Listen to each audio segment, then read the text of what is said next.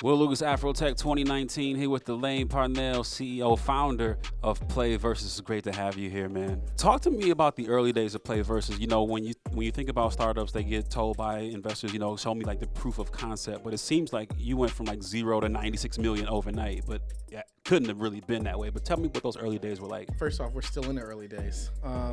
I think when we initially fundraised, we didn't have the product built. We did build a demo, so just to be able to show investors, some sort of visual representation of the product that we wanted to build.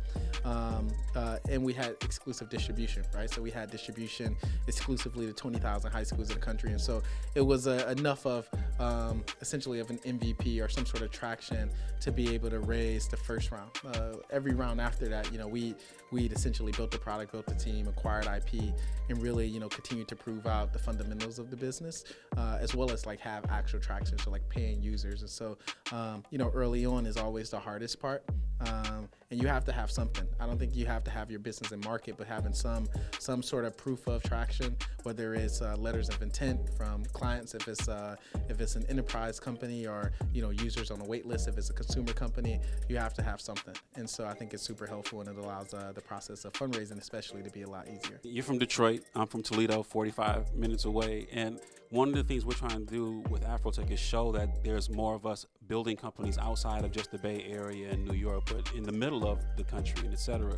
What does it mean to be a founder and be building a successful company and being from where you're from when, it's General Motors where we come from, and that manufacturing automotive background? No, that's exactly right. Not many people in my family, explored the path of entrepreneurship, especially not in a legal way. And so, everyone went to go, essentially, what we were told, and I'm sure it's, we as in you and I, and everybody in our community is, go to school, after high school, you go work at a plant, and that's a successful life, and it's dope to be able to be a trailblazer and to be able to take a different path and have success. And so hopefully there's thousands of other kids between Detroit and Toledo and all of those cities in between who take the same path, and hopefully I was one of the few that started off that wave, and hopefully there's thousands more that we remember. You talked on stage about, not prioritizing hiring friends, but getting, the best talent that you can get.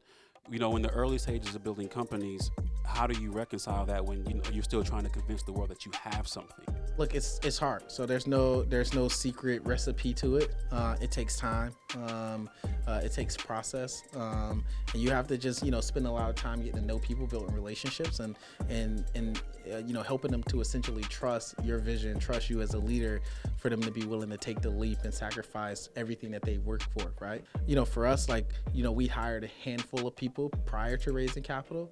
The first person was a designer that I met back at an event in Detroit, and we built a relationship. Him and I had just jammed. Like we didn't go in, me saying, hey, do you want to work with me? We just went in, building a relationship, exploring ideas together, bonding. And when it came time to me to start a company and to start working on projects, he was one of the first people I called, given the relationship that we had.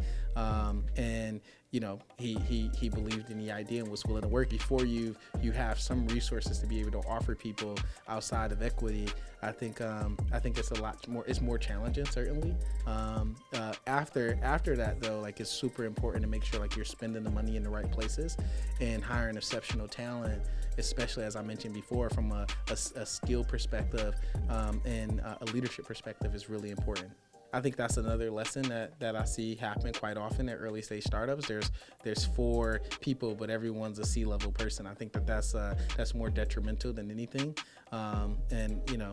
It's just advice that I would sort of stay away from that path. When you think about the future of esports, this is quite honestly going to be a Goliath industry, quite possibly bigger than the NBA, NFL, and et cetera, just because of, the number. I mean, you have all these kids playing video games, and you don't have to just rely on 12 spots on a team, right? And so what are the other opportunities that PlayVS may not, necessarily get into, so you don't have to, create competitors for yourself? I think there's tons of tools and services being built around that, and it's really interesting. It's not a space in gaming that we want to be in. Obviously, distribution is another area that a lot of people or building strong products in distribution, in the sense that where's the next essentially Steam going to be. I know Epic has created a store, Discord's created a store, tons of people are thinking about game distribution. Gaming in itself is still such a nascent market, $100 billion space, but it's in its infancy, and so there's still a lot of opportunity to do things in and outside of esports. We're really focused at PlayVS on the competition side of that, and so we want to be the single court for every kid who was ever gifted a basketball to play until they go pro. And so we're really excited to continue to release products outside of high school and show people all of the things that we're imagining. When you think about those early investors that you had, part of their calculus is betting on the horse, right? And so what is it about you that those investors said, you know what, he's the guy to be able to make this thing happen? For the truest answer, you have to ask those investors. I think, for me, I think one thing that when people meet me and they know me, right, they take away is that, like, I want to win, and like, not winning is just not an option. And so I think all of our investors understand that I have that sort of fire and determination to always win in everything that I do. And startups are hard, and those are the people you want to bet on, the ones who run through a wall to win, and also can have great character while doing it. Lastly, when you think about Afrotech, and you have thousands of entrepreneurs here, thousands of engineers who are trying to find jobs, thousands of people here trying to raise money, and tech is not just engineering, it's also HR, which you talked about, and I love that. It's design, it's marketing, it's sales, it's all those things. What do you hope that people get out of this conference and take home if they were to leave with one or two things? Relationships. Yeah, I think relationships are everything. Like, that's how we make a mark in our career. That's how we build a reputation for ourselves. That's how we get access to opportunities. And even then, like, what most people don't realize is when you raise capital, especially the large amounts of capital that we've raised, they do reference checks without ever telling you, right? It's like it's not like a job interview where you have to check a box to say you acknowledge that they need to do a background check on you. When investors are considering investing in your company, they're calling everyone that they think that knows you. Even people who may not know you but have come across you or have worked with you on a small project, and they're asking them for their feedback on you. You'll never know, because the people won't say anything and the investors won't say anything. And so reputation is important. That's why relationships are important. And so hopefully people walk away with really strong relationships, and they continue to foster them, even outside of the conference. Delane Parnell, PlayVS. I'm Will Lucas for Afrotech.